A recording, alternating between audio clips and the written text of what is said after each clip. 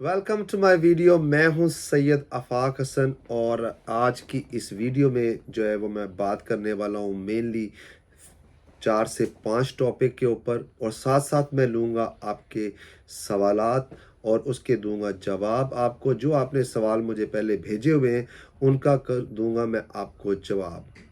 अच्छा, सबसे पहला जो है हमारे पास जो टॉपिक है वो हम बात कर लेते हैं अश्वनी से। अश्वनी जी बताइए। हाँ जी, आज थोड़ी-सी आप इन्फॉर्मेशन दे सकते हैं जो आजकल टॉपिक चल रहा है कि स्किल्ड वर्कर वीज़ा का जो फ्रॉड आजकल चल रहा है, क्या आप उसके बारे में थोड़ी-सी एडवाइस देना चाहोगे?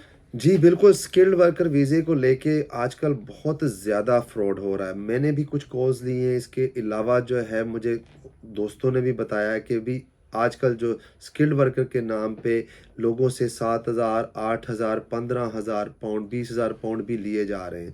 और हो क्या रहा है कि उनको फ़ोन करते हैं कि जी बिल्कुल आपका वीज़ा जो है हम स्टूडेंट से जो है वो स्विच करा देंगे। स्विच कराने के लिए आपको पैसे देने होंगे। कुछ पैसे उनसे पहले ले लेते हैं, जैसे कि 5,000 7,000 पाउंड उनसे ले लिया, और उनको जो है कॉस्ट लेटर, जिसको सर्टिफिकेट ऑफ स्पॉन्सरशिप कहते हैं, उसका जो है फ़ोटोशॉप करके उनको वो लेटर दे देते हैं, और उसके बाद उनसे और पैसे लेके वो फ़ोन भी बंद कर देते हैं और उनसे राब्ता भी ख़त्म कर देते हैं। अब मैं जान सकता हूँ पर्सनली कि भी कितना मुश्किल होता होगा उन लोगों के लिए कि जो लोग इतना पैसा भी दे देते हैं सिर्फ इस आस में, इस उम्मीद में कि उनके जो है वो अ, वीज़ा हो जाएगा, वो स्टूडेंट हैं। अब पहले तो सिर्फ स्टूडेंट्स के साथ ये फ्रॉड हो रहा था, अब वो इलीगल, यानी कि जो लोग ओवरस्टेयर्स हैं या जो लोग इलीगल एंट्रेंट हैं यूके के अंदर, उनके साथ भी सिमिलर फ्रॉड करने की कोशिश कर रहे हैं। तो वो कहता है मरता क्या ना करता, वो बेचारे जो लोग यहाँ पे एक हॉस्टाइल इन्वायरमेंट जो कि इस हुकूमत ने क्रिएट की हुई है, उसको उससे डरते हुए वो कोशिश कर रहे हैं कि वो अपना वीज़ा स्विच करवा लें, लेकिन उसको स्विच करने की बजाय उनसे फ्रॉड हो रहा है। NHS care home care worker वीज़े का बहुत ज़्यादा फ्रॉड हो रहा है यहाँ पे। उनके नाम पे जो है बहुत सारे जो है पैसे लेके तो उनके साथ फ्रॉड किया जा रहा है। NHS care worker visa 15,000 pound, 12,000 pound, जिधर भी जो बेचारा स्टूडेंट भी है जहाँ फंसा हुआ है उसके साथ उसको जो है फ्रॉड हो रहा है। तो आपसे मेरी रिक्वेस्ट है कि अगर आपके पास कोई ऐसा है जो आपसे पैसे मांग रहा है वीज़ा कराने के 10,000 पाउंड, 12,000 पाउंड, और आपको वो कॉस्ट लेटर इशू कराता है, तो आप फौरी तौर पे किसी भी कॉम्पिटेंट क्वालिफाइड सॉलिसिटर के साथ राब्ता करें जो आपको बेहतर गाइड कर सकता है। वो देख सकता है कि जो कोर्स आपको दिया जा रहा है, जो सर्टिफिकेट ऑफ स्पॉन्सरशिप आपको दिया जा रहा है, वो जेन्युइन है कि नहीं है। पहली तो बात ये है कि ये खुद अपने आप में एक इलीगल काम है, किसी को पैसे दे के जो है वीज़ा हासिल करना। लेकिन अगर आप इस किस्म के किसी भी चीज़ से गो थ्रू हुए हैं तो आप इसको फौरी रिपोर्ट करें। ये वीडियो जो है आपने जो है ज़्यादा से ज़्यादा शेयर करनी है, ज़्यादा से ज़्यादा लोगों तक ये बात पहुंचानी है। मेरे चैनल को जो है वो सब्सक्राइब करना ना भूलिएगा। ये वीडियो जो है आपको उन लोगों तक पहुंचानी है जिन लोगों के साथ अभी फ्रॉड नहीं हुआ, जो लोग बेचारे यहाँ पे इलीगल हैं और वो कोशिश कर रहे हैं वो किसी तरीके से भी जो है लीगल हो जाएं। तो जी ओवरस्टेयर के वाले से जी मैंने आपको बता दिया कि बहुत फ्रॉड हो रहा है। अब हम चलते हैं अपने नेक्स्ट क्वेश्चन की तरफ। एक क्वेश्चन हम जो है वो ले लेते हैं। सर ये जो शख्स है जो वो आपसे पूछना चाहते हैं कि अगर कोई इंसान यूके में ओवरस्टेयर हो गया कुछ 10-15 सालों से, और जो कि स्टूडेंट वीज़े पे आया है, क्या वो अभी लीगल हो सकता है? क्या उसके पास कोई ऐसा वे है जो अपनी बात रख के होम ऑफिस को बता के या लीगल स्टेटस अप्लाई कर सकता है? जी, बिल्कुल, आपका सवाल ये है कि कोई भी इंसान जो यहाँ पे यूके में आया और किसी भी वजह से वो ओवरस्टेयर हो गया, तो क्या उसके पास कोई ऐसा रास्ता है कि वो अपने आप को यहाँ पे लीगल करा सके। तो answer is, I always say the answer is yes. There is always a, if there is a will there is a way. आप रास्ता ढूँढने निकलते हैं तो आपको कोई ना कोई रास्ता जो है वो ज़रूर मिल जाता है। तो अगर लेट्स से अगर कोई यहाँ पे 2006 में, 7 में, 8 में, 10 में यहाँ पे ओवरस्टेयर हो गया, so the first law it says कि भाई you have to be in the UK for 20 years. आपको 20 साल तक यहाँ पे रहना पड़ेगा, इससे पहले कि आप क्वालिफाई कर सकें अपने लीगल स्टे के लिए, लीगलाइज करने के लिए। लेकिन उसी के साथ साथ वो ये कहते हैं कि अगर आप लेस देन 20 ईयर्स हैं तो all you have to do, you have to prove that you would face very significant obstacles to integrate back into the society of your country of origin, जहाँ से आप मौजूद हैं। आपको बहुत बड़ी मुश्किलात का सामना करना पड़ेगा अगर आप ये प्रूव कर सकते हैं। अगर आपके एक्सेप्शनल सर्कमस्टांसेस हैं, अगर आप के ऐसे कंपैशनेट सर्कमस्टांसेस हैं जिसके तहत आपको जो है वीज़ा मिल सके, तो ज़रूर आपको ज़रूर वीज़ा मिल सकता है। और मैं आपको हमेशा हर वीडियो के अंदर जो है वो ये कहता हूँ कि अगर आप किसी वजह से भी यहाँ ओवरस्टेयर हो गए हैं तो don't sit at home and do nothing about it. आपको, अगर आप अपने लिए नहीं करेंगे तो कौन करेगा? तो आपको अपने घर से निकलना चाहिए। आपको किसी भी क्वालिफाइड और कॉम्पिटेंट सॉलिसिटर के साथ जो है जाके मशवरा करना चाहिए, जो आपके लिए रास्ता निकाल सकता है। क्योंकि एक बात तो तय है, मेरी जितनी वीडियोस देखेंगे उसके अंदर मैं बार बार यही कहता हूँ कि होम ऑफिस ने आपके घर नहीं आना, वो आएगा भी तो जो आजकल के हालात चल रहे हैं कि बहुत ज़्यादा रिस्ट्रिक्शंस हैं, जो अगर आएंगे तो वो आपको पकड़ने के लिए आएंगे और वो आपको डिपोर्ट करने के लिए आएंगे, ना कि आपको वीज़ा देने के लिए आएंगे। तो आपको ही होम ऑफिस के पास जाना पड़ेगा, लेकिन go with the right way. एक बार आप पकड़े जाते हैं, जो यहाँ पे देखिए, it is an offence to stay without a leave. तो अगर आप उस चीज़ से बचना चाहते हैं तो आप ज़रूर किसी कॉम्पिटेंट और क्वालिफाइड सॉलिसिटर के पास जाएं।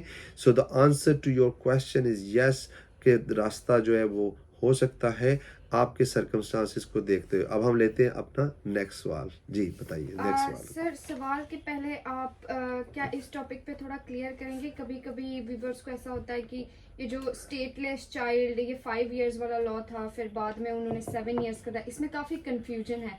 क्या आप इस कंफ्यूजन को दूर करके काफ़ी काइंडली एडवाइस कर सकते हैं? अच्छा, कन्फ्यूजन, ये जो स्टेटलेस चाइल्ड का जो 5 ईयर का रूल था और जो 7 ईयर चाइल्ड का रूल है, ये दो डिफरेंट रूल्स हैं। पहले मैं आपको एक स्टेटलेस चाइल्ड के रूल की बात कर लेते हैं। ये 5 ईयर रूल, इसके ऊपर मेरी एक पूरी वीडियो मेरे यूट्यूब चैनल के ऊपर ही पड़ी हुई है, स्टेटलेस चाइल्ड के नाम से। तो उसमें मैंने बड़ी डिटेल में जो है बयान किया हुआ है कि ये रूल कैसे बना, ये जजमेंट क्या थी। ये एमडी का एक केस था, उसके अंदर जो है ये कहा गया था कि भाई जो बच्चा यहाँ पे यूके में बोर्न होता है वो 5 साल यहाँ तक रहता है और वो रजिस्टर नहीं होता। तो ज़्यादातर इंडिया के अंदर ये जो था उनके लिए ये बहुत फ़ायदेमंद चीज़ थी, क्योंकि इंडिया के अंदर 2004 के अंदर एक इंडिया का एक लॉ बना था जिसके अंदर ये कहा गया था कि जो बच्चे इंडिया से बाहर पैदा होंगे उनको ऑटोमेटिक वो एंटाइटल नहीं होंगे इसकी इंडियन सिटीजनशिप के लिए। तो जब ये लॉ चेंज हुआ तो उसके बाद जो बच्चे यूके में पैदा होते थे तो वो ऑटोमेटिकली एंटाइटलमेंट नहीं आती थी, उनको रजिस्टर करवाना पड़ता था। और अगर आप उस बच्चे को 1 साल तक रजिस्टर नहीं करवाते थे तो वो और भी उसको मुश्किल बना देते थे। तो जब ये बात जो है कोर्ट तक पहुंची तो कोर्ट ने ये डिसीजन दिया 5 ईयर स्टेटलेस चाइल्ड के ऊपर। उन्होंने ये कहा कि भाई इसमें बच्चे का तो कोई कसूर नहीं है, अगर पेरेंट जो है वो रजिस्टर नहीं करवाते चाइल्ड को, तो as long the child born here and he stayed here for 5 years, 5 साल तक यहाँ पे बच्चा रहा, तो वो ऑटोमेटिकली उसके लिए एंटाइटलमेंट हो जाती थी। आपको सिर्फ ये करना पड़ता था, एक लेटर लेके आना होता था आपने इंडियन एम्बेसी से, जिसके अंदर ये लिखा हो कि ये बच्चा जो है इंडियन एम्बेसी में रजिस्टर नहीं है। अब उसके अंदर जो जो चेंजिंग आई है, वो चेंजिंग ये आई है कि अब वो ये कहते हैं कि अब ये लेटर इनफ नहीं है कि ये बच्चा रजिस्टर नहीं है। अब आपको ये लेटर लेके आना पड़ेगा कि पेरेंट्स ने रजिस्टर करवाने की कोशिश की, लेकिन जो है इंडियन एम्बेसी जो है वो ना कर रही है। अच्छा, इंडियन एम्बेसी का जो प्रोसेस है, जो प्रोसीजर है, it is very complicated and very difficult. You if you want something from Indian embassy, you have to go online and you have to go through with certain criteria. आपको detail देनी है, आपका वो legal status check करेंगे, आपका passport check करें। सो और appointment के बगैर आपको इंडियन एम्बेसी के अंदर जाने नहीं दिया जाएगा। तो ये पहला प्रोसीजर जो है वो बहुत मुश्किल, लेकिन इसका भी हल निकाला जा सकता है एज लॉन्ग कि आप किसी भी कॉम्पिटेंट और क्वालिफाइड सॉलिसिटर के पास जाएं। वो आपको रास्ता बता सकता है कि भाई इस सिचुएशन में आपको क्या करना चाहिए जब आपकी अपनी इंडियन एम्बेसी जो है आपको लेटर देने से इनकार कर रही है, तो क्या इसका कोई और रास्ता निकाला जा सकता है। So the answer is yes, जी बिल्कुल निकाला जा सकता है। उसके ऊपर हम फिर बात करेंगे। अब हम बात कर लेते हैं आपके 7 ईयर के रूल के ऊपर। 7 ईयर का रूल जो है वो दो तरह के बच्चों पे अप्लाई होता है। एक वो जो यहाँ पे बोर्न हुए, और एक वो यहाँ पे जब आए वो अंडर 18 थे और वो 7 ईयर्स यहाँ पे रहे। अच्छा, जो बच्चा यहाँ पे बोर्न हुआ और वो 7 ईयर तक यहाँ पे रहा, उसको ये दिखाने की बिल्कुल ज़रूरत नहीं है कि वो स्टेटलेस है, स्टेटलेस नहीं है। वो सीधा सीधा उसकी आज के कानून के मुताबिक इंटाइटलमेंट बन जाती है कि वो बच्चा जो है वो इंटाइटल है इंडेफिनिट लीव टू रिमेन का स्ट्रेट अवे। और 1 साल बाद वो अपनी ब्रिटिश सिटीजनशिप के लिए, यानी कि 8 साल का प्रोसीजर जो है उसको ब्रिटिश बना देता है। पहले यही रूल 10 साल पे जाके होता था। तो अब सो और जो बच्चा यहाँ पे नहीं पैदा हुआ और वो यहाँ पे 7 साल रहता है, तो उसको आईएलआर नहीं मिलेगा, यानी कि उसको इंडेफिनेट लीव टू रिमेन नहीं मिलेगा, लेकिन उसको लीव टू रिमेन दे दिया जाएगा। So that is the difference in between stateless child and when it comes to a 7 year rule. 7 year rule में आपको बच्चे को स्टेटलेस दिखाने की बिल्कुल ज़रूरत नहीं है। वो स्ट्रेट अवे इंटाइटलमेंट हो जाती है उसकी जो है वो आईएलआर की। इसके ऊपर एक और सवाल शायद लोग जहाँ पे मेरे व्यूअर्स जानना चाहते हो, तो क्या उसके बाद अगर बच्चे को आईएलआर मिल जाता है तो क्या उसके फौरी बाद पेरेंट्स को भी आईएलआर मिलता है? तो आंसर इज नो। उनको जो है वो डिपेंडिंग ऑन देयर सर्कमस्टांसिस, वो किस वीज़े पे है, कैसे हैं, लेकिन यूजुअली उनको करंट रूल्स के मुताबिक 10 ईयर रूट पे डाला जाता है। तो ये हो गया आपका अगला टॉपिक। आप बताएं कोई नेक्स्ट क्वेश्चन है? सर, इसके रिलेटेड एक क्वेश्चन पूछना चाहते हैं हमारे व्यूवर्स कि अगर फॉर एग्जांपल अगर कोई यहाँ स्टूडेंट वीज़े पे आ जाता है और यहाँ किसी इलीगल इमिग्रेंट्स के साथ शादी करके एज ए लाइक ओवरस्टेयर हो जाते हैं और फिर उनको बच्चा हो जाता है, क्या उन दोनों में से कोई पेरेंट्स स्किल्ड वर्कर वीज़ा पे स्विच हो सकते हैं? अच्छा, ये आपके एक सवाल के अंदर ही 2 सवाल मुझे नज़र आ रहे हैं।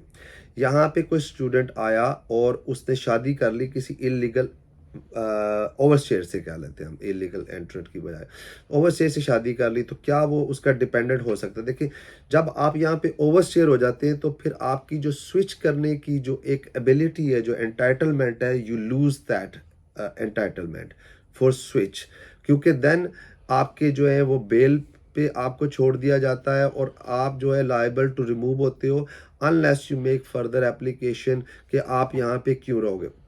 लेकिन अगर किसी का स्टूडेंट पे स्विच करना है, स्टूडेंट का डिपेंडेंट होना है, तो उसकी इंटाइटलमेंट के लिए या तो पहले वो डिपेंडेंट पे हो, नहीं तो उसको चाहे वो स्किल्ड वर्कर है, चाहे वो उसका बच्चा भी यहाँ पे हो गया, तो डिपेंडेंट के लिए आपको अपनी country, once you are overstayer here, unless you get you legalize yourself, you would have to go back to your country। आपको अपनी कंट्री में वापस जाना होगा और वहाँ जाके आपको अपना डिपेंडेंट का वीज़ा अप्लाई करना होगा।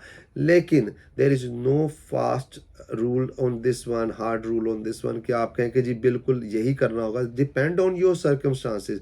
If you can show that you have exceptional circumstances or there is any compassionate grounds, or you can always make an application outside of immigration rules. So there are two types of applications you can make it. One inside of immigration rules and one outside of immigration rule, जहाँ पे secretary of state के पास जो है वो discretionary power है कि वो अपनी डिस्क्रेशन को जो है वो यूज़ कर सकता है। एंड उसके ऊपर ये ड्यूटी भी है कि वो जहाँ पे भी उसको लगता है, प्रोपोर्शनैलिटी का मसला है, तो इज़ इट प्रोपोर्शनेट कि आप एक फैमिली को जो, it is a matter of article 8 now, it's a breach of article 8 that if you are allowing one parent to stay here with the child and you are asking other parent to leave the country, so ये आप family को, लेकिन वो कहते हैं कि भी there is a वे। अक्सर जब भी एमनेस्टी की बात हुई है, चले यहाँ पे ये बात कर ले, जब भी एमनेस्टी की बात हुई है कि जी एमनेस्टी आ जाए, तो ऑलवेज गवर्नमेंट का यही स्टांस रहा है कि भाई there is always rules in the immigration कि आप अपने जो ओवरस्टेयर्स हैं वो अपने आप को लीगलाइज करवा सकते हैं। तो we do not need to give you amnesty, you need to come to us and you need to tell us कि why you want to stay here, why do you want to legalize yourself and we will। तो हमेशा से government का यही stance रहा है कि भाई हम आपको ज़रूर वीज़ा देंगे अनलेस कि आप प्रूव कर सको कि हम आपको वीज़ा क्यों दें, otherwise you would have to leave the country to get a dependent visa. जी सर अगला जो टॉपिक है मुझे आप प्लीज़ थोड़ा एक्सप्लेन करना, क्योंकि आज जो स्टूडेंट वीज़ा पे लोग आते हैं, फॉर एग्जांपल स्टूडेंट्स आते हैं, वो यूनिवर्सिटीज़ में एडमिशन लेते हैं, फिर बाद में उनका वीज़ा एक्सपायर हो जाता है, फिर यूनिवर्सिटी उनको सपोर्ट नहीं करती है। क्या उनके पास कोई वे है, या कभी कभी ऐसा होता है कि वो कुछ महीनों की फ़ीस दे के आ जाते हैं और फिर अगली फ़ीस जमा नहीं कर पाते, तो क्या इस सब में यूनिवर्सिटी का क्या रोल होता है? होम ऑफिस उनको क्या हेल्प कर सकती है, या उनको रोक सकती है ओवरस्टेयर होने से? क्या आप इस पे प्लीज एडवाइस। अच्छा, there are two different things we are talking about here now. एक मैटर है आपका जो कि यूनिवर्सिटी के साथ है। अगर आप यूनिवर्सिटी की आधी फीस दे के यहाँ पे आ गए हैं, या आप किसी लिहाज से भी यूनिवर्सिटी के साथ डिस्प्यूट में चले गए हैं कि आपके फाइनेंशियल सर्कमस्टांसेस वो नहीं रहे जो कि आप यूनिवर्सिटी की फ़ीस पे कर सकें, तो क्या इसका आपके वीज़े पे कोई इफ़ेक्ट होता है? तो आंसर इज़ यस होगा, एज लॉन्ग कि यूनिवर्सिटी जो है वो आपको रिपोर्ट कर दे होम ऑफिस को। लेकिन देखने में ये आया कि अक्सर केसेस के अंदर यूनिवर्सिटीज़ जो हैं काफ़ी रिलक्टेंट रही हैं इस चीज़ को लेके कि वो एक स्टूडेंट को जो है वो होम ऑफिस को रिपोर्ट करें। उनके पास इतने इंटरनेशनल स्टूडेंट्स आते हैं कि भाई समटाइम्स वो रिपोर्ट नहीं करते, या उनका सिस्टम जो है वो उनको जो है फ्लैग नहीं करता कि स्टूडेंट ने जो है फ़ीस नहीं दी हुई फॉर वट एवर रीज़न। तो एज लॉन्ग आप इंटरनेट पे जाते हैं और जाके टाइप करते हैं राइट टू वर्क चेक और right to work share code, आपका अगर बीआरपी आपको राइट टू वर्क दिखा रहा है तो तब तक जो मोस्ट लाइकली 99% आप सेफ हैं, और आप बिल्कुल अपना वीज़ा जो है वो स्विच कर सकते हैं किसी और कैटेगरी के अंदर। जहाँ तक बात रहेगी होम ऑफिस के सपोर्ट करने की, तो होम ऑफिस तभी तक आपको सपोर्ट करेगा जब तक यूनिवर्सिटी आपको सपोर्ट कर रही है, क्योंकि आप the whole purpose for you to be and remain in the UK is your sponsor is saying कि भाई हाँ भाई ये बंदा जो है यहाँ पे एक वर्क परमिट पे एक स्टडी कर रहा है। अगर वो स्टडी नहीं रहती तो अनलेस कि उसने होम ऑफिस को रिपोर्ट कर दिया हुआ है, you have all means to stay here. And yes, अगर फिर भी आपकी जो है वो वीज़ा ख़त्म हो रहा है तो उसको आपको ओवरस्टेयर ना हो, आप नहीं ओवरस्टेयर हो। ओवरस्टेयर होगे तो फिर आपके पास रास्ते बंद हो जाएंगे। अगर आप कल लेट्स से किसी का वीज़ा परसों ख़त्म होने वाला है तो उसको अभी या कल ही और कोशिश करे कि अभी किसी सोलिसिटर से बात करे, उसको फ़ोन करे, उसको बोले कि भाई मेरा वीज़ा कल ख़त्म हो रहा है, तो इज़ देयर एनी वे कि मैं कोई एप्लीकेशन कर सकता हूँ, क्योंकि जब आपका वीज़ा वैलिड होता है उस वक्त अगर आप एप्लीकेशन को लगाते हो तो that but it does basically वो आपकी जो 3C जो है वो आपकी कंटिन्यू रहती है, मतलब आपका लीगल स्टे जो है कंटिन्यू रहता है जब तक आपकी वो एप्लीकेशन जो है वो पेंडिंग है। तो आप ओवरस्टेयर हो जाते हो, फिर उसके बाद आप ढूंढते हो जाके सोलिसिटर को, और वो उस वक्त सोलिसिटर फिर आपको कहता है कि 20 साल वेट कर बेटा या कार चला जा। सो आपको क्या करना है कि इससे पहले कि आप देखें, सिचुएशन कुछ भी हो, सर्कमस्टांसिस कुछ भी हो, मेरे पास पैसे नहीं है, कुछ नहीं, भाई आप वकील के पास जाओ, किसी भी कॉम्पिटेंट क्वालिफाइड सोलिसिटर के पास जाओ, उसको जाके अपनी ये चीज़ को बयान करो कि भाई मेरा वीज़ा 1 महीने बाद ख़त्म हो रहा है और मेरे पास यूनिवर्सिटी की फ़ीस नहीं है, और अगर मैं नहीं करूँगा तो मुझे पता है कि वो होम ऑफिस को रिपोर्ट कर देंगे। तो is there any way I can make an application to the home office, और जो होम ऑफिस है वो उसके ऊपर क्या उसका रिएक्शन होगा। So do not let your self down, क्योंकि आप माशाल्लाह इंटेलिजेंट है, आपको चाहिए कि आप स्टूडेंट आए हैं यहाँ पे। आप जो बंदा इंडिया से, पाकिस्तान से, बांग्लादेश से उठ के यहाँ तक आ गया वो बेवकूफ़, मैं तो उसको कंसिडर नहीं करता, लेकिन आपने अपने आप को बिल्कुल फोकस रखना है। इमिग्रेशन का स्टेटस वैसे ही इम्पोर्टेंट है यहाँ के अंदर, यहाँ यूके के अंदर, जैसे हवा है, पानी है, और आप बाकी घर वालों का जो मसला होता है। तो आपको ज़रूर ये चाहिए अपने आप को ओवरस्टेयर ना होने दें। अगर कोई भी स्टूडेंट जो है ये मेरी वीडियो देख रहा है और उसका कोई भी यूनिवर्सिटी का मसला है और यूनिवर्सिटी उसके साथ जो है वो नहीं कर रही, आप कोऑपरेट नहीं कर रही, तो आप किसी भी क्वालिफाइड और कॉम्पिटेंट सोलिसिटर के साथ जाके मशवरा करें कि how can you save your legal status while you are in a dispute. हो सकता है यूनिवर्सिटी गलत हो, आप ठीक हो, तो लेकिन क्या आपने मशवरा किया जाके, आप ओवरस्टेयर हो गए और उसके बाद आपने जाके जो है वो यूनिवर्सिटी को या मुझे रब्ता किया या किसी क्वालिफाइड सोर्स। तो ऑलवेज आपने अपना मशवरा पहले करना है, ओवरस्टेयर नहीं होने देना, उससे पहले ज़रूर मशवरा करें। जी next question. Sir next question की ओर पहले आप प्लीज़ काइंडली व्यूवर्स को बता सकते हैं अगर उनको अपॉइंटमेंट्स लेनी हो। जी बिल्कुल। अच्छा, मेरा नाम है सैयद आफाक हसन, जैसे कि मैंने पहले वीडियो के स्टार्ट में कहा, मैं यहाँ पे इल्फर्ड में लंदन में बेस करता हूँ। I am a qualified solicitor of England Wales, और इसके अलावा मेरा कॉन्टैक्ट नंबर है 07574777786। मैं नंबर रिपीट कर देता हूँ आपको, 07574777786। आपको अगर अपॉइंटमेंट चाहिए तो आप इन बिटवीन जो है वो 11 बजे से लेके शाम 6-7 बजे तक आप कॉल कर सकते हैं। मैं आपको अपनी अपॉइंटमेंट का नंबर जो है वो ज़रूर दे दूंगा। नेक्स्ट वीडियो के अंदर पॉसिबिलिटी है कि हम आपको यहीं पे स्क्रीन के ऊपर ही अपॉइंटमेंट का जो नंबर है वो दे लें, अगर आपने मेरे से मशवरा करना है। लेकिन मैंने अपनी किसी भी वीडियो में आज तक नहीं कहा कि मेरे पास आओ, मैंने नहीं कहा और ना मैं कहता हूँ। आपको सिर्फ इतना कहता हूँ कि भाई इससे पहले कि आप बिल्कुल सब कुछ ख़त्म हो जाए और फिर आप जाओ, आपको पकड़ लें होम ऑफिस, फिर आप क्वालिफाइड सोलिसिटर के पास जाओ, आप पहले ही चले जाओ। तो मेरा कॉन्टैक्ट नंबर मैंने आपको दे दिया है, तो मोस्ट लाइकली आप मेरी वीडियो को जो है, मुझे लगता है आप ज़्यादा से ज़्यादा इसको शेयर करेंगे, और आपको करना चाहिए, उन लोगों तक ये पैगाम मेरा पहुंचाना चाहिए जो लोग जो है इस अभी ओवरस्टेयर नहीं हुए, वो शायद अपने आप को बचा सके, और जो लोग ओवरस्टेयर हो चुके हैं उनके लिए मेरा पैगाम ये है कि आप बिल्कुल वेट नहीं करो। और जैसे कि किसी का बच्चा है वो वेट कर रहा था, स्टेटलेस चाइल्ड के ऊपर हमने बात की है, किसी का बेटा 3 साल का था है और वो वेट कर रहा है कि भी 5 साल का होगा तो मैं स्टेटलेस चाइल्ड के लिए एप्लीकेशन कर दूंगा। Now stateless child application is almost difficult और इम्पॉसिबल टू डू इट इस टाइम के ऊपर। तो अब नेक्स्ट उम्मीद उसने क्या लगा ली है कि मेरा बच्चा 7 साल का होगा तो फिर मैं 7 साल वाली एप्लीकेशन कर दूंगा। अब मुझे बताएं इसकी क्या गारंटी है कि जब बच्चा आपका 7 साल का होगा तो जैसे स्टेटलेस का चाइल्ड का रूल जो है वो चेंज हो गया, 7 साल वाला चेंज नहीं होगा। हो सकता है ना चेंज, बिल्कुल हो सकता है। तो उस वक़्त क्या करेंगे? फिर आप कहेंगे अब मैं 20 साल वाले कैटेगरी में जाऊँ जाके या 10 साल वाली कैटेगरी में जाऊँ। तो आपको इतना वेट नहीं करना कि आप एक ज़ेन बना के बैठ जाएँ, कि डर के बैठ जाएँ। आपको डरने की क्या ज़रूरत है? आपने कुछ गलत थोड़ी किया, यू आर नॉट क्रिमिनल्स। तो आप बिल्कुल ओवरस्टेयर हो चुके हैं, किसी वजह से हो चुके हैं, किसी मजबूरी से हो चुके हैं।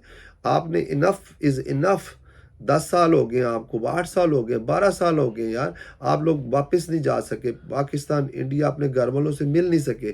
क्यों नहीं मिल सके? क्योंकि अभी तक आप सिर्फ पैसे कमा रहे और पीछे भेज रहे, जो कि गैर कानूनी है एक तरीके से। लेकिन आप अब तो कोशिश करो, अभी तो कोशिश करो कि जाके आप किसी भी क्वालिफाइड कॉम्पिटेंट सॉलिसिटर के पास जाओ और उससे बताओ कि आपका जो है क्या इस वक्त सर्कमस्टांसेस हैं, और अपनी एप्लीकेशन डालो इससे पहले, क्योंकि जो कानून अब आ रहे हैं जैसे कि इलीगल माइग्रेशन बिल 2023 जो है बहुत जल्द जो है आने वाला है, जिसमें ये चेंजिंग लाई जा रही है कि जो लोग 7 मार्च 2023 को या उसके बाद यूके में इलीगल एंटर होंगे, उनको कभी भी जो है वो यहाँ पे लीव टू रिमेन नहीं दिया जाएगा, उनको डिपोर्ट किया जाएगा। सेक्रेटरी ऑफ स्टेट के ऊपर ये ड्यूटी आयद कर दी गई है, लगा दी गई है सेक्रेटरी ऑफ स्टेट के ऊपर ये ड्यूटी, कि उसकी ड्यूटी है कि जो लोग लायबल टू रिमूव है उनको वो रिमूव करे हर तरीके से। उसकी अपील कोई नहीं, यानी कि आपका असाइलम यहाँ पे इंटरटेन नहीं किया जाएगा। और उससे पहले जो लोग यहाँ पे मौजूद हैं वो तो ऑलरेडी रवांडा की फ़्लाइट में बैठे हुए हैं, जो लोग असाइलम पे हैं यहाँ पे, कि उनको जो है वो सेफ़ कंट्री जो है वो भेजा जाएगा। तो पहली फ़्लाइट मैंने अपनी पिछली वीडियो में भी कही थी, मेरी बाकी वीडियो भी यूट्यूब पे जो है वो पड़ी हुई है, उसके अंदर आप देखेंगे कि मैंने पहले भी कहा था कि वेट नहीं करें। आप इस चीज़ का वेट ना करें कि भाई आपको रवांडा भेज दिया जाए। Go and see your solicitor, speak to him, he is there, is qualified and competent enough to advise you कि आपको क्या करना चाहिए। ठीक है, तो इसलिए हम अब चलते हैं अपने नेक्स्ट क्वेश्चन की तरफ। जी सर, किसी ने सवाल पूछा है कि क्या स्टूडेंट वीज़े पे जो स्टूडेंट्स आए हुए हैं, क्या वो इनोवेटिव वीज़ा पे स्विच कर सकते हैं? जी बिल्कुल, जो लोग यहाँ पे स्टूडेंट वीज़े पे मौजूद हैं वो बिल्कुल अपना वीज़ा जो है वो इनोवेटिव फाउंडर जो वीज़ा नया आया है उसके ऊपर वो अपने आप को स्विच कर सकते हैं, इसमें कोई मसला। स्टूडेंट के पास जो है always as long he is on valid tier 4 visa, ठीक है, वो अपना वीज़ा जो है वो स्विच कर सकता है, उसके लिए कोई इशू नहीं है, कोई प्रॉब्लम नहीं है। जी सर, अगला सवाल है कि कोई व्यूवर आपसे पूछना चाहता है कि उनकी जो माँ है वो 70 साल से है, 70 साल की है, आई मीन, और यहाँ पे विजिट वीज़ा पे आई हुई है। क्या वो उनका visa as a dependent switch कर सकते हैं? जी बिल्कुल, कानून जो है वो बिल्कुल इजाज़त देता है कि अगर आपकी जो पेरेंट्स हैं कोई, अगर और वो आपके डिपेंडेंट हैं और वो उसका क्राइटेरिया है, लेकिन the answer to your question is yes, if there is exceptional circumstances, वो यहाँ पे किसी वजह से आई थी, वो वापस ट्रैवल नहीं कर सकती, अगर डॉक्टर कहता है she is not fit to travel, there are many things which can be explain to the home office कि भाई इनको वीज़ा क्यों दिया जाए, और अगर वो गवर्नमेंट के ऊपर बोझ नहीं बनती, आप उनको बोझ उठा सकते हैं, तो ज़रूर आप उनका अप्लाई कर सकते हैं। मैंने हमेशा ये कहा है, देखिए मैं तो हमेशा ये कहता हूँ कि ये बहुत बार कह चुका हूँ कि गिरते हैं शहसवार ही मैदान जंग में, वो तिफ़्ल क्या गिरें जो घुटनों के बल चलें। देखें, आप जब तक कोशिश नहीं करेंगे, एक छोटा बच्चा होता है वो गिरता है, उठता है, गिरता है, उठता है, लेकिन उसके बाद वो चलना सीख लेता है। इसी तरह से अगर आप अपनी एक एप्लीकेशन आपने की है, किसी वजह से वो सक्सेसफुल नहीं रही, किसी भी वजह से, कुछ लोग मुझे आके बताते हैं या मैंने कुछ लोगों से सुना है कि वो कहते हैं कि जी हमें सॉलिसिटर ने उस वक्त गलत एडवाइस कर दिया, हमें बैरिस्टर ने गलत एडवाइस कर दिया, हमारे दोस्त ने गलत एडवाइस कर दिया।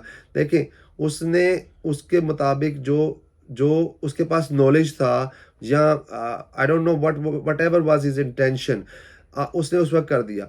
इसका एक बार अगर आपका मसला गलत हो गया, इसका मतलब ये नहीं है कि वो ठीक नहीं हो सकता, वो हो सकता है, लेकिन आपको जो है वो थोड़ा-सा सब्र करना पड़ेगा। देखिए, आपने एक इमिग्रेशन हिस्ट्री अपनी 5 साल, 10 साल, 15 साल लगा के खराब की, और उसके बाद आपने उसको लॉयर के पास चले गए हैं और आप कह रहे हैं कि वो आपको जो है 1 हफ्ते में ठीक कर दे। भई टाइम लगेगा ना उसको, सो वेट फॉर इट। जी, नेक्स्ट क्वेश्चन। सर जो नेक्स्ट क्वेश्चन है वो थोड़ा सा रिलेटेड क्वेश्चन है जो मैंने पहले ही पूछा था। जो जबकि इलीगल पेरेंट्स होते हैं, like if both parents are illegal और उनको उनका चाइल्ड हो जाता है, तो वो चाइल्ड क्या, उसका स्टेटस क्या हो सकता है, वो कैसे हेल्प कर सकता है, या फिर क्या इस चाइल्ड की बेसिस पे वो लीगल हो सकते हैं? जी, बिल्कुल, यहाँ पे एक बड़ा ही इंटरेस्टिंग जो पॉइंट है वो ये है कि सेक्शन 55 जो कि ये कहता है कि चाहे वो कोर्ट है, चाहे वो होम ऑफिस है, उसने best interest of the child जो है वो अपने फैसलों को देखना है। पहले, सबसे पहले बच्चे का इंटरेस्ट सामने रखा जाएगा कि बच्चे का बेस्ट इंटरेस्ट क्या है। अच्छा, उस बच्चे का जो यहाँ पे यूके में मौजूद है, तो अगर कोई बच्चा है, किसी का बच्चा 3 साल का है, आप मुझे ये बताएं, पेरेंट्स जो है वो इलीगल है, बच्चा यहाँ पे उसका खुदा न खास्ता कोई इलाज चल रहा है, कोई भी मसला है, तो वो बच्चे को देखते हुए ज़रूर आपकी जो है एप्लीकेशन में वेट पड़ता है। लेकिन जो रूल, अगर आप अकॉर्डिंग टू द रूल जाते हैं तो रूल यही है कि आपके बच्चे को 7 साल वेट करना है। लेकिन अगर अगेन देखिए, there is a rule, there is always a rule, there is always a general rule. मैं आपको लॉ की बड़ी सिंपल सी एक बात बता दूं, there is always a general rule.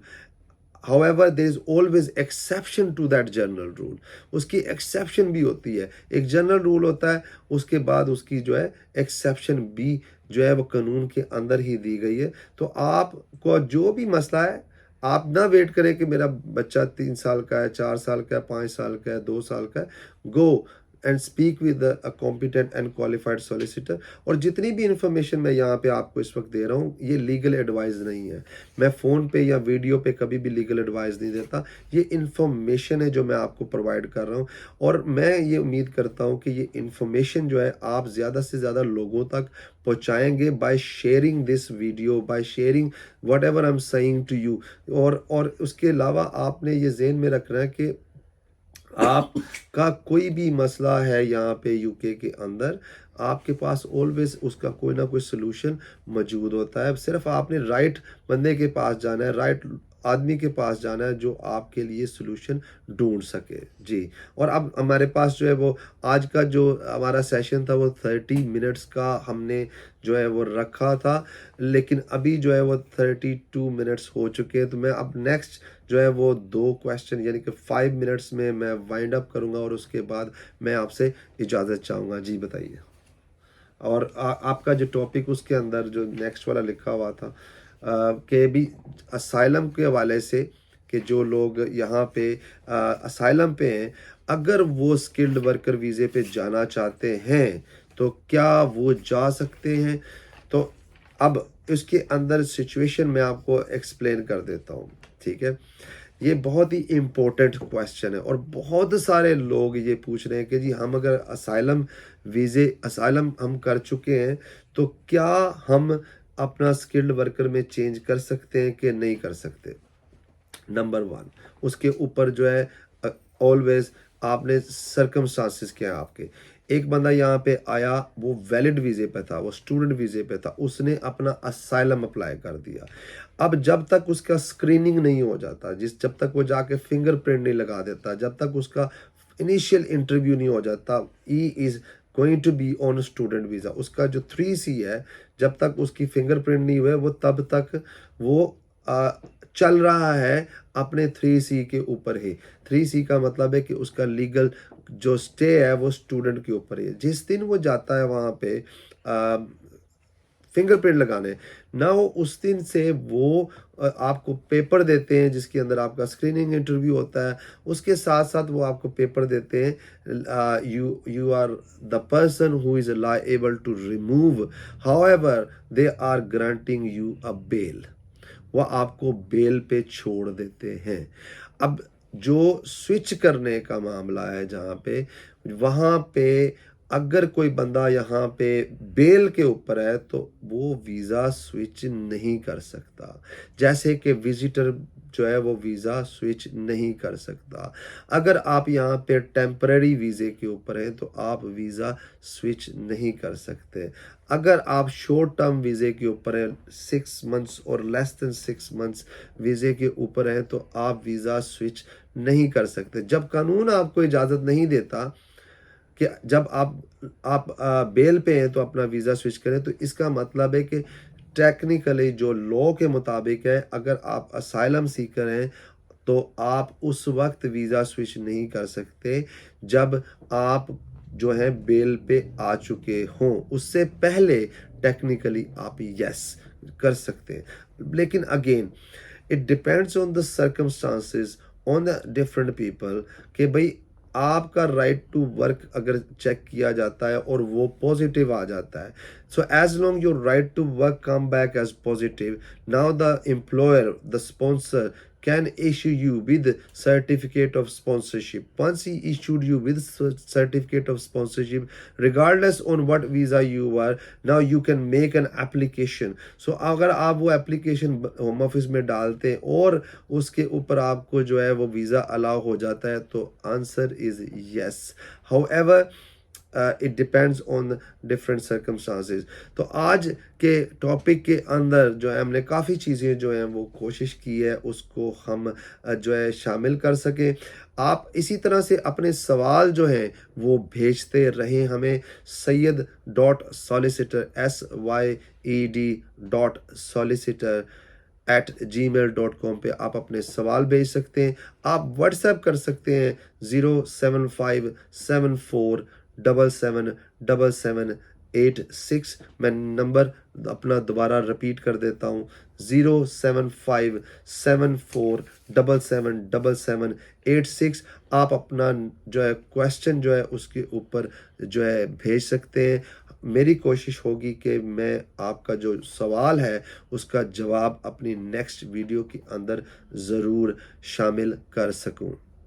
तो आई होप कि आज की ये वीडियो जो है वो आप ज़्यादा से ज़्यादा लोगों तक पहुंचाएंगे, इसको ज़्यादा से ज़्यादा शेयर करेंगे। मेरा यूट्यूब चैनल जो है वो फॉलो करना मत भूलिएगा और टिकटॉक के ऊपर आप फॉलो करेंगे तो जैसे ही मैं लाइव आऊँगा नए कानूनों को लेके आपके पास, आपको जो है नोटिफिकेशन आ जाएगा। तो इसके जो नेक्स्ट अब हम लाइव जाएंगे, most likely we will be live on Friday. और तब तक के लिए जो है वो आप मुझे दीजिए इजाज़त। मैं मिलूँगा आपको अब अपनी नेक्स्ट वीडियो में नए टॉपिक के साथ, इमिग्रेशन सॉल्यूशंस विद सैयद आफाक हसन। तब तक के लिए अपना ख्याल रखिएगा। अल्लाह निगहबान।